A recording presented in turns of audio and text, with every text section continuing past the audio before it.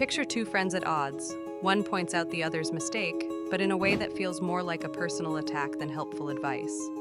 Have you ever wondered why we sometimes flinch when someone says, "Don't judge me," yet the Bible speaks about judging rightly? Let's dive into what Scripture really teaches about judgment, discernment, and condemnation, and why the difference matters. Imagine a small neighborhood garden where everyone shares planting space. Mark notices an invasive weed that could ruin the entire plot. He confronts his neighbor Alex about the weed in Alex's section. Alex snaps back, "Stop judging me." But what if Mark's intent is to protect the garden, not condemn Alex?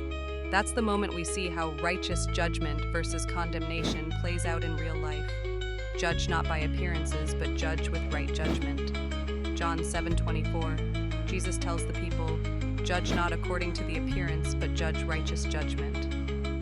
Rather than focusing on external, surface-level factors, Christ instructs us to discern the truth of a situation fairly and in line with God's principles, avoiding hypocritical judgment. Matthew 7:1-5, "Judge not, that you be not judged." Initially, this might seem to forbid all judging, but Jesus clarifies, "Don't condemn others for faults you haven't addressed in yourself. First remove the log from your own eye, then you can see clearly to help remove the speck in your brother's eye." This passage underscores that we're not to condemn or judge harshly, especially when we're guilty of similar or worse behavior. However, it doesn't ban all forms of judgment. It warns against hypocrisy, discernment versus condemnation. 1 Corinthians 2:15, "The spiritual person judges all things, but is himself to be judged by no one." Paul is talking about discernment.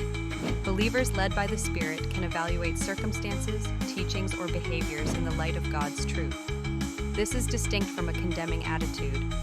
We can carefully weigh right and wrong for ourselves and, when necessary, for our communities, as long as we do so with humility and self-examination, guided by love and truth. Ephesians 4:15, "Speaking the truth in love."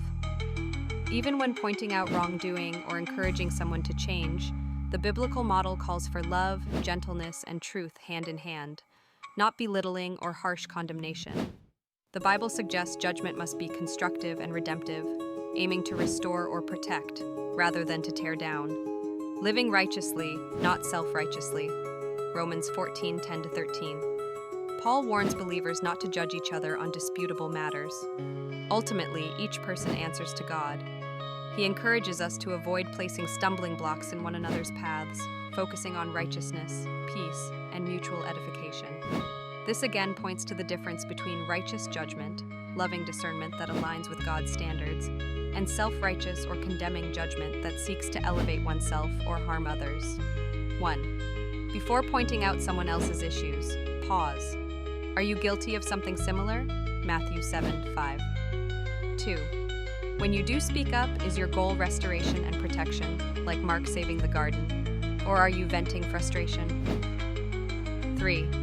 True Christian judgment seeks the good of others, balanced by mercy and humility. Righteous judgment in Scripture involves discernment, truth, and love, free from hypocrisy or pride. We're instructed to evaluate our own hearts first, Matthew 7:5. Ensure our motives align with God's kindness and truth, and only then offer guidance or correction to help, not to condemn. Thus, the Bible doesn't forbid all judgment. Rather, it calls believers to judge rightly, seeking God's perspective and loving others enough to speak truth in humility.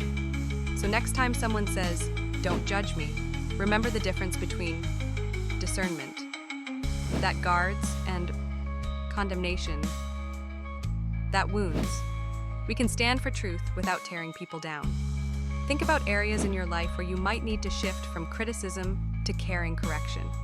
If this perspective on righteous judgment spoke to you, like, share, and subscribe.